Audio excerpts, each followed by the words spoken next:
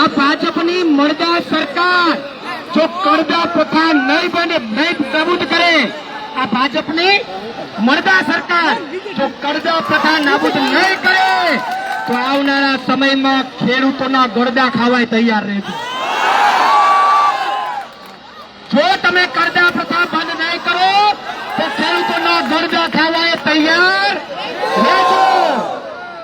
અને જો આ ભાજપ કરદા પ્રથા નાબૂદ ન કરે તો આપણે બધાએ ભેગા થઈ અને આ ગુજરાતમાંથી ભાજપનો કદલો કાઢી નાખવાનો છે. જો કરદા પ્રથા નાબૂદ ન થાય તો આપણે બધાએ ભેગા થઈને ભાજપનો હું કાઢી નાખવાનો છે, કાઢી નાખવાનો છે ગુજરાતમાંથી. ગઈકાલે મેં જોયું કે ખેડૂતો ઉપર લાઠી વરસાવી.